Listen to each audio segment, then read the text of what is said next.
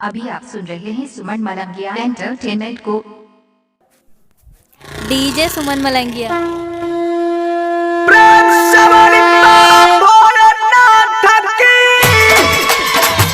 JK Yadav Films.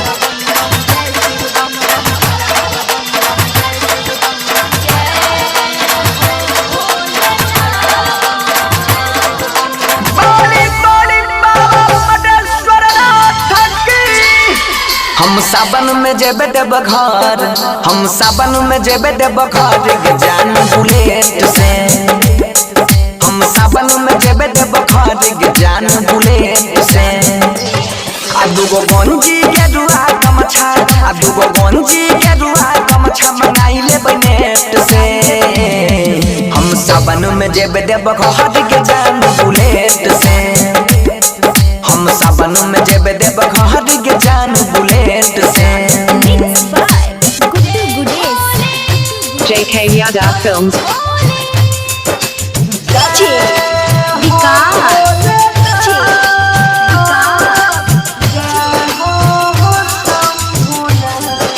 सुमन मलंगिया, सुमन मलंगिया।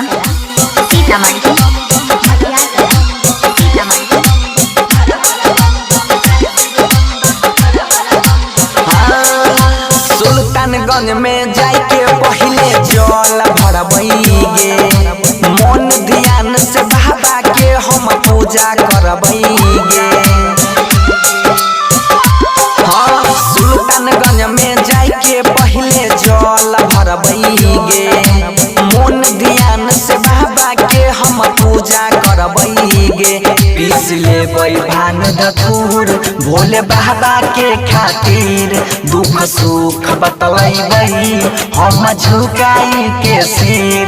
धारैले चल line में लगबै न लेट से। हम सावन में जेबे देब घर के जान बुलेट से। हम सावन में जेबे देब घर के जान बुलेट से।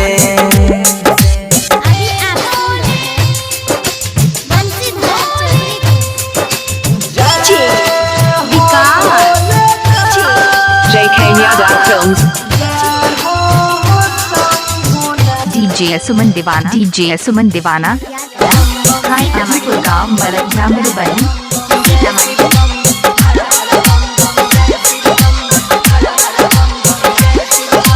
पहिला सोमवारी के दिन में बहुते भीड़ होइ छै गे, पाबै छै दर्शन उहे जे करत कदीर होइ छै गे। इलाका किसी और का रहेगा, दिमाग का सुमन मलंगिया का होगा। सोमवारी के दिन में बहुते भीड़ होइ छै गे, पाबै छै दर्शन उहे जे करत कदीर होइ छै गे। बाबा बैजू के मंदिर में जतना लोग आबै छै, सच्चा हृदय वाला सुख के फल पाबै छै। बनसीधर भरत भयंकर हटतो न गेट से। हम सावन में जेबे देब घर के जान बुलेट से। डीजे सुमन मलंगिया मधुबनी। डीजे सुमन। मोबाइल नंबर 8882452308 है। स्टूडियो मानसी एक कन्या। JK Yadav Films.